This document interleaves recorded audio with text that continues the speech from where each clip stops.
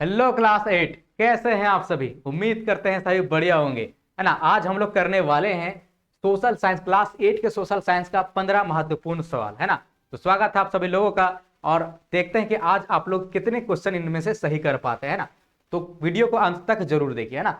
तो सबसे पहला सवाल आपके स्क्रीन पर आ रहा है। बताइए कि रेतवाड़ी व्यवस्था कहां लागू की गई थी, है ना। रेतवाड़ी व्यवस्था कहां लागू की गई थी? बंबई और मद्रास, बंगाल, कोलकाता, इनमें से कोई नहीं। तो उसका सही उत्तर क्या होगा? बंबई और मद्रास, है ना। अंग्रेजों ने ये लागू किया था रेतवाड़ी व्यवस्था, बंबई और मद्रास।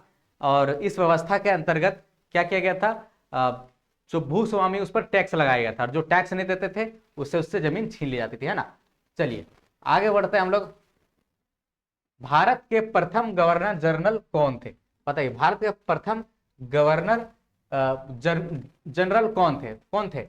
वारेन हेस्टिंग्स थे, रॉबर्ट क्लाइव थे, या फिर लॉर्ड माउंटबेटन थे, या फिर जेम्स ब्रेनन थे? कौन थे? तो सही उत्तर क्या होगा? ऑप्शन ए, है ना। यानी कि वारेन हेस्टिंग्स इसके भारत के प्रथम गवर्नर जनरल थे, है ना। चलिए क्वेश्चन नंबर आगे बढ़ते हैं, क्वेश्चन नंबर 3 में, है ना।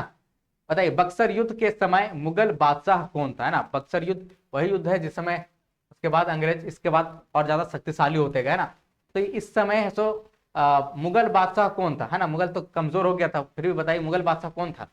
बहादुर शाह था, या फिर शाह आलम द्वितीय था, या फिर औरंगजेब था, या फिर शाह आलम प्रथम था? तो उसका सही उत्तर क्या होगा? ऑप्शन बी, है ना। शाह आलम द्वितीय था, ठीक है। और ये युद्ध लड़ा गया था 1764 में। चलिए आगे बढ़ते हम लोग।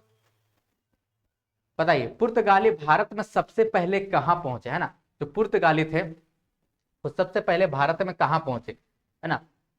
कालीकट में पहुंचे, कोच्चि में पहुंचे, सूरत में पहुंचे, या फिर कांडला में पहुंचे, है ना। कहां पहुंचे, है ना। पुर्तगाली में सबसे पहले जैसे कि वो वास्को डिगामा, है ना, उसकी बात हो रही है। कहां पहुंचे थे? कालीकट, है ना। कालीकट कहां? केरल में। केरल का एक बंदरगाह है, ठीक है। तो वहां पर ये पहुंचे थे। चलिए आगे बढ़ते हैं हम लोग। क्वेश्चन नंबर 5 में बढ़ते हैं, है ना। ठाकुर विश्वनाथ शाहदेव को फांसी कब दी गई, है ना। ठाकुर विश्वनाथ शाहदेव को फांसी कब दी गई? 10 मार्च 1858 में, 16 अप्रैल 1858 में, 16 अप्रैल 1859 में, या फिर 16 अप्रैल 1857 में? तो उसका सही उत्तर क्या होगा? ऑप्शन बी, है ना। 16 अप्रैल 1858 में ठाकुर विश्वनाथ सहदेव को फांसी दी गई थी। चलिए इंग्लिश वाले बच्चे भी इंग्लिश का क्वेश्चन देख सकते हैं, ठीक है। चलिए, महात्मा गांधी के राजनीतिक गुरु कौन थे, है ना। महात्मा गांधी के भी कौन थे? राजनीतिक गुरु थे। हर इंसान का कोई ना कोई गुरु होता है ना। तो बताइए महात्मा गांधी के राजनीतिक गुरु कौन थे? गोपाल कृष्ण गोखले, है ना, दादा भाई नौरोजी, WC बनर्जी, या फिर सुभाष चंद्र बोस? तो महात्मा गांधी के राजनीतिक गुरु थे गोपाल कृष्ण गोखले, ठीक है। चलिए हम लोग आगे बढ़ते हैं क्वेश्चन 7 की तरफ। बताइए, नव जागरण का अग्रदूत किसे कहा जाता है ना। नव जागरण का अग्रदूत किसे कहा जाता है? स्वामी दयानंद सरस्वती, राजा राममोहन राय, EV रामास्वामी, या फिर ईश्वर चंद्र विद्यासागर? तो किसे कहा जाता है? तो ये राजा राममोहन राय को कहा जाता है, ठीक है। चलिए आगे बढ़ते हैं, यानी ऑप्शन बी इसका बिल्कुल करेक्ट होगा। चलिए नेक्स्ट क्वेश्चन की तरफ बढ़ते हैं हम लोग। चलिए, झारखंड में पहला हॉकी टीम बनाने का श्रेय किसे दिया जाता है ना। हॉकी टीम जो सबसे पहले झारखंड में बनाया गया था, तो उसका श्रेय किसे दिया जाता है ये बताना है।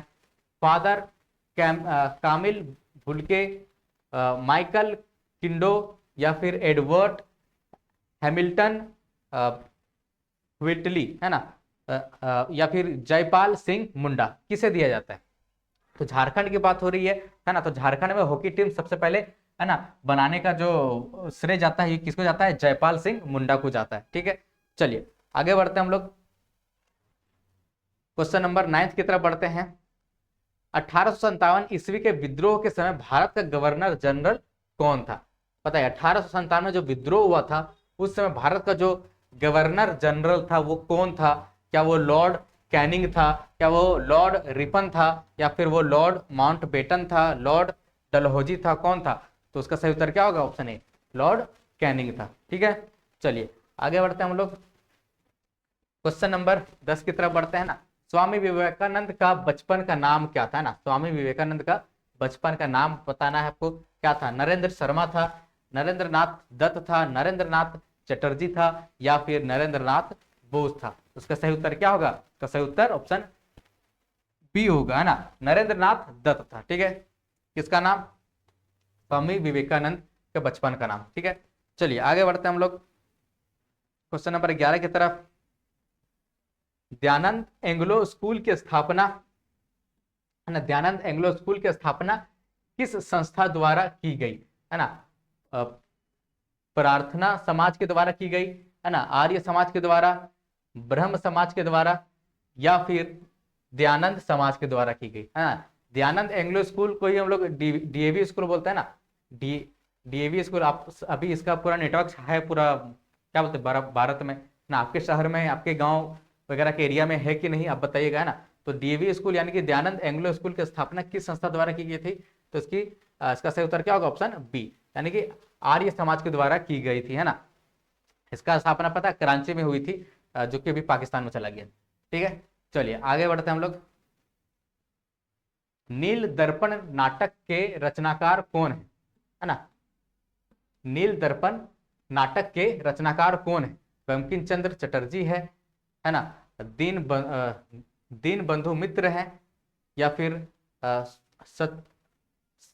शरत चंद्र चट्टोपाध्याय है, या फिर विश्व बंधु मित्र है। इसका सही उत्तर होगा ऑप्शन बी, दीन बंधु मित्र है ना। और ये नील दर्पण क्या है? नील की जो खेती होती है ना, अंग्रेजों द्वारा जबरदस्ती नील की खेती करवाई जाती थी, है ना, तो उसी क्या बोलते हैं, जुल्म को दिखाने के लिए यह नाटक लिखा गया था। किसके द्वारा? दीन बंधु मित्र के द्वारा, है ना। चलिए आगे बढ़ते हम लोग। जलियांवाला बाग हत्याकांड कब हुआ था? ये ना बहुत ही दर्दनाक घटना है, इसको तो भूलना नहीं आप लोगों का ना। तो कब हुआ था जलियांवाला बाग हत्याकांड घटना?